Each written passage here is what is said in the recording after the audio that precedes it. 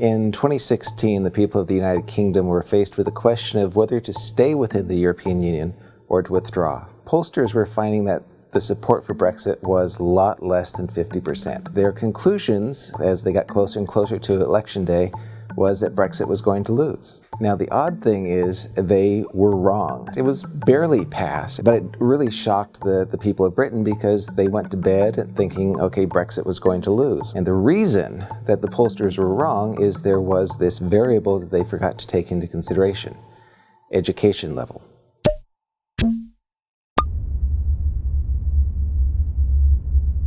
Pollsters were very active in trying to predict how the people would vote. They would contact people, essentially asking them, do you support Brexit or do you not? Now, it was more than just asking that one question. They were asking a lot of demographics along with it, such as gender, such as liberal conservative, because they believed that those variables had some correlation with support for Brexit. To take that correlation into consideration, they did what was called stratified sampling. The pollsters would take those demographics and weight the results to reflect what they expected the population of voters to be. They stratified on a lot of really good variables, as they should have, but they left one variable out. Higher educated people were much more likely to answer the polls, and higher educated people tended to vote against Brexit.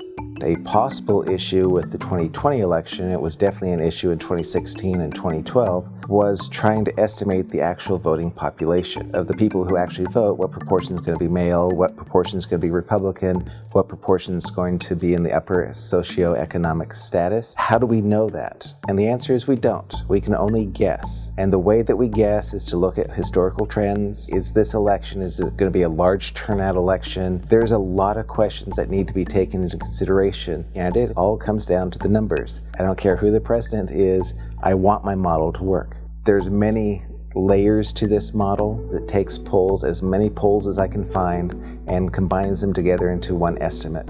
First, it looks at the polls within the states, but then it also looks at the national level, and with that, I'm able to estimate the number of electoral votes each candidate is most likely to win. As it stands right now, it's about 99-1 in favor of Biden winning the presidency. That kind of makes it sound like, oh, it's going to be easy for Biden to win. If the election's held today, if my model's right, and if everybody votes who we expect to vote, Joe Biden will be the next president.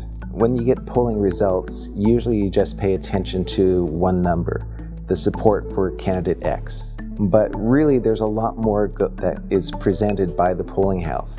And the key figure to look at is the confidence interval. Confidence interval is just a set of values that are reasonable for the population parameter. So the confidence interval is actually the most important thing to take away from the polling results. For instance, let's look at two different states. Let's select Illinois as our blue state. Because they're solidly blue, there's not a lot of polling that's going on.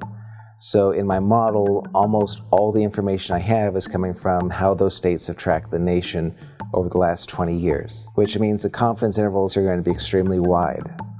Contrast that, however, with a state like Pennsylvania, where there have been tons of polls, which means I have a much more precise estimate, which means the confidence intervals are going to be much narrower. Throughout the election season, a lot of the polls are questioned as being fake or not fake, as being better than others. And those are really good questions to raise about the polls because poll results can influence the election itself. So it's up to the polling firms to make sure that their estimates are not politically motivated. Those polling firms are few and far between, thankfully, and it just comes down to the polling firms being wrong on their estimates of the population. There's a difference between politically motivated and being wrong. When you wake up on November 4th, every single poll is going to be wrong.